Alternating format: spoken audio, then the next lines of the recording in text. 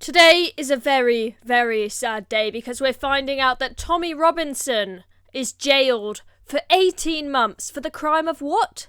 Playing a documentary and talking about said documentary and the contents within it in various other interviews. Look, not everyone here watching this video will be a Tommy Robinson fan. Some will like him, some will dislike him, some will agree with some things he says, some will disagree with other things that he says. But regardless of what you think of this man, I think that we all need to agree that this is an injustice. This is two-tier justice, and this is absolutely unacceptable. And I have really, really lost faith in our judiciary after this. I think it's pretty horrific. So what is going on, ladies and gentlemen? Well, let's talk about what's happened. So, as I said, he played a documentary. So he's been jailed for 18 months after he admitted committing contempt of court by repeating false allegations against a Syrian refugee. Now, you need to take that line with a pinch of salt. Repeating false allegations against a Syrian refugee. So essentially, Tommy does not believe that he has made false allegations about a Syrian refugee. Tommy made that documentary you guys probably will have seen the documentary or at least heard about it. There was a case where a Syrian refugee, I think water was poured over him by another student at school, and this was painted all across the media as a racist attack, and this kid was made like some kind of celebrity with politicians and everyone around the world wanting to meet him and talk about the horrible racist attack that he endured. But Tommy actually went and found out who this kid really is, and he had attacked tons of other students at school. He was threatening to rape the sister of the boy who poured water over him, which was the supposed racist attack. He was showing the full story that none of the media were willing to touch. And for showing that documentary, he has been thrown behind bars. Now, because the court believes that the allegations against the Syrian refugee, what he showed in the documentary, is false, that is why him admitting to showing the documentary and breaching the court order that said that he couldn't show the documentary means in their eyes that is him showing and repeating false allegations about the refugee. Hopefully that makes sense to you guys. Obviously we don't know all of the details, but that is my understanding of the situation. So you'll see here the court heard that in 2021 he was ordered to pay £100,000 in damages and barred from repeating false allegations against Jamal Hijazi, then a schoolboy who successfully sued him for libel. Now, if you want to understand what happened in that court case, it is absolutely horrifying the way that it was biased, the way that Tommy was treated, and also the way that the media dealt with it. I mean, and what I really recommend that you do is go back, if you really want to understand the situation, go back and watch the interview that Tommy did with Jordan Peterson, probably a few months back now, but here he explains in absolute detail exactly what happened with this Syrian refugee, this schoolboy, and exactly what happened in the court case. You had tons and tons of witnesses there to speak about how the schoolboy had attacked them or threatened them or whatnot, and the judge just didn't want to hear it. The judge thought, oh, they must be lying, and also the media, as soon as the victims and the witnesses who were speaking against the Syrian refugee schoolboy started talking, they just walked out and left for the day. They weren't interested in reporting on it. It is absolutely scandalous what happened. And so Tommy was ordered to pay this £100,000, but he really had done nothing wrong. I really, really recommend that you go watch that interview with Jordan Peterson, because that explains it so well. So hence, the court back in 2021 decided that what Tommy had said in his documentary was fake, basically. I wasn't able to show it. There were also concerns about the fact that he had, filmed people with secret cameras, say, without their consent. So that's not allowed to be shown to the public. And you'll see in that interview with Jordan Peterson, if you watch it, this is before the documentary was aired and he decided to show it at a protest. he said he had filmed it several years ago and he didn't show it because the courts had said that he can't show it, but that he really, really regretted it, and that, you know, he should have just shown the film. He should have paid the price of going to prison. So when Tommy decided then that at the march back in July, the Uniting the Kingdom march, he was going to show it, and also he posted it on X where it got millions and millions of views, I think he knew what was coming. He knew that he would probably be thrown behind bars for showing this documentary, which is exactly what has happened now. So this is probably no surprise to Tommy, but nevertheless very, very devastating. So this is what his barrister had to say. She said he acted in a way that he did, and he accepts his culpability because he passionately believes in free speech, a free press, and the overwhelming desire that he has to express the truth. The defendant believes that the public is entitled to have all the information, not merely that provided by the mainstream media, so the public can make up its own mind. Having said all of that, he accepts the breaches as set out, but wants me to make clear on his behalf that at all times he was following his principles. Okay, so essentially he was given a court order saying you are not allowed to show the documentary. He showed the documentary, so he was in breach of the court order. That's why he's now been put behind bars. Now, it's also looking like he is going to be put in solitary confinement in prison, which is just absolutely horrifying, and he's being sent to one of the worst prisons.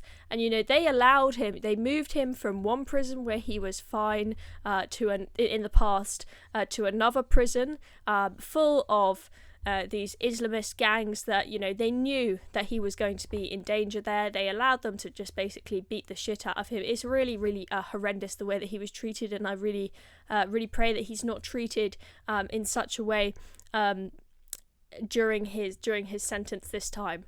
Now, I want to talk about the protest itself. So even though Tommy wasn't able to attend as planned, there was still this march that went ahead at the weekend. You had, you know, we haven't got clear numbers. Some people are saying there were tens of thousands of people there. Some people are saying there were hundreds of thousands of people there. But at the end of the day, a lot of people turned out to show their support. And the people that turned out here, okay, it may have been the case once upon a time that the people that go to these kind of events organised by Tommy are people who are, you know, arch supporters of Tommy Robinson. But I think that that's changed, and you've got people going out who don't necessarily completely agree with him, don't necessarily completely like the guy. You know, I think that his journalism work has been great. I think it's great, some of the stuff he's exposed, but, you know, I think he's a bit sweary. I think he could present himself, you know, in a better that doesn't disillusion the left and whatnot. Okay, the guy's not perfect, right? But I think you've got a lot of people going out and supporting him, going to these marches, who are simply people who believe in free speech. They can see no matter what you think of Tommy Robinson, an injustice is happening here with this attack on free speech. Even if you disagree with the guy, you should defend his right to say what he wants to say at the end of the day. But the mainstream media, now this is the headline from the Evening Standard, they think that the thousands of people going out protesting on Saturday, they were far right. And I think it's very disingenuous to just wrap everyone up into this term far right when, you know, apparently just believing in free speech. And thinking also, you know, you can see in that picture they've got a flag there saying rape of Britain. This is someone concerned about grooming gangs. People who believe in free speech and people who don't want their daughters to be raped. Those are people who are on the far right. I mean, where is the bloody centre then? Where is the centre ground? It's just horrendous. Now, I'm wondering if the Reform Party made a big mistake because this video has gone viral of Richard Tice saying on GB News when asked about Tommy Robinson, oh, we don't want anything to do with him and all of that lot, right, i.e. the people following him. And this did not really go down very, very well, and it's upset a lot of Reform voters. So take a listen to this. Tommy Robinson, people have been protesting in his name. What do you make of Tommy Robinson? Is he a good guy in your eyes? No. All of that lot, we have nothing to do with them. Even the protesters who have got banners up saying two-tier Keir, you agree with them on the policing and justice? We agree with ourselves. I'm not aligning ourselves with Tommy Robinson's lot in any shape or form. But tell me before we go. So if you asked me, that was quite a big mistake. Now, you've got some people on Twitter after they've seen that saying, right, that's it, not supporting Reform anymore. I'm going to support UKIP or whatever else. I'm sorry, guys, UKIP's not going anywhere. That ship has sailed. Stick with Reform. They are the only hope that we've got. Yes, they may not be perfect and they may not say all the right things, but let's be honest, they are better than Labour and the Conservatives at the moment. But, you know, I really hope that Richard Tice and the Reform Party, they're able to reflect on this and see that this may have disillusioned a lot of voters, because there will be voters, as I say, you might have some voters in the Reform Party who are huge Tommy Robinson fans, right? They're going to be upset, but also you're going to have plenty of people who don't necessarily love Tommy Robinson, but believe in free speech and at least respect the guy for trying to do his own independent journalism and, you know, show the truth about grooming gangs, something that we can all agree is a bad thing. And I think to just dismiss him as a bad guy and not wanting anything to do with that lot, you know, that implies kind of all the supporters and all of those people who were at that march on Saturday. I don't think it was a good look, and I think that this was a mistake. And I understand that for politicians, you know, Tommy Robinson, it's a difficult topic. They don't want to associate with him because they know that a lot of people who are, say, swing voters in the middle are a bit disillusioned by him. As I've said, I think he's a bit sweary. He often sort of disillusions people, maybe doesn't always, you know, use the most polite language. But so I understand the difficulty, but I think to just dismiss them like that was a big mistake. And I want to just show you some of the people that were attending the protest on Saturday and ask you, do you think that this is someone that Richard Tice should have dismissed as kind of, just a bad guy, don't want anything to do with them? So take a look at this guy firstly. So what's made you come down today? State of the country, really. I mean, in '82, we left these shores to go and liberate a country. If you think about it, the Argentine military junta at the time actually had residue of the German Nazi party in it, and they were fascists. So I was prepared to put my life on the line for that, same as Jim. Now we find ourselves really disappointed in some of the political decisions that are made in this country, and the label fascist gets thrown at you. That needs to be challenged for a start. That we're good people. I'm a grandfather. You know, I want the best freedom for my children. I don't want to see it eroded. So you feel that you fought fascism? So that is a guy who fought in the Falklands War. Is he someone who should just be dismissed? At the same time as the media shouldn't call him far right. You know, this is just a guy who fought for civil liberties and is now seeing those civil liberties being eroded, and he's concerned. Seems pretty reasonable, right? But I think that the Reform Party, they're going to have to be a bit more careful, because that guy, that might be a Reform voter. Probably is a Reform voter, because I'll tell you what, when I went to the Uniting the Kingdom rally back in July, where Tommy played that documentary, one of the speakers asked the crowd, put your hand up here if you voted for Labour. No hands went up. Put your hand up here if you voted Conservative. No hands went up. Put your hand up here if you voted for Reform at the general election.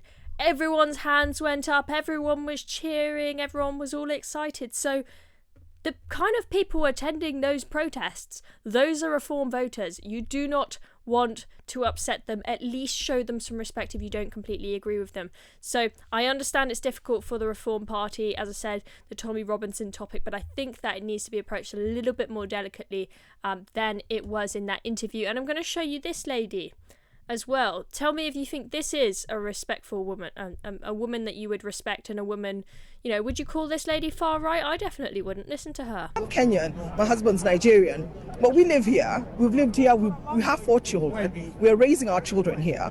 They're not Kenyan, they're not Nigerian, they're British first. And so it's so important they have a country that they can look forward to and say, look, our parents just didn't leave it for anybody to come in and do anything that they wanted to do. So, you know, it's so important that this is for them and for the future generations that are coming up, because I feel like we've let them down, and our government, especially Labour, is really letting us down. I thought at least they'll do anything, pretend to stop the boats. That's the first thing, the boats coming in, the lack of assimilation, the lack of any British person, and I feel bad for the white British population, because they're always seen as racist. Once they say something like, we want our country back, we want our culture. We want you to respect our culture. If you come into our country, assimilate, be part of us.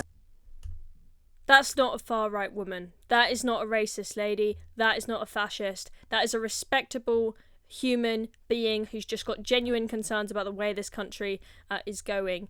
And, yeah, the Reform Party, the media, they've got to respect these people if they don't want to disillusion them. These are normal people. These are not far-right people. I'm sure there will be some nutters who are at the protest, right? Any kind of protest or, you know, any kind of political party or anything, there are going to be some people that support them that are nutters, all right? But that doesn't speak for the rest of them, okay?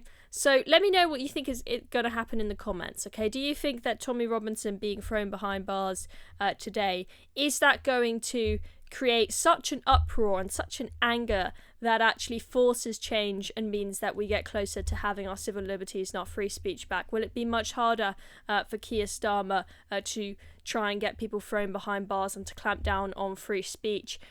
If there is a huge uproar about, we just had Peter Lynch die in prison, someone who, you know, held up a controversial sign and maybe shouted at a police officer at the riots. And then now Tommy being thrown behind bars. Is that going to create such an uproar that change actually happens? Or is it going to keep getting worse? And are we going to be living in the wonderful world of censorship and dictatorship before we know it? Let me know where you think it's going, people, in the comments. I don't know whether to be hopeful or a little bit more critical. Let's see what happens. I'll see you in the next one. I'm Chloe Dobbs. Make sure you subscribe to the channel. I'll see you soon.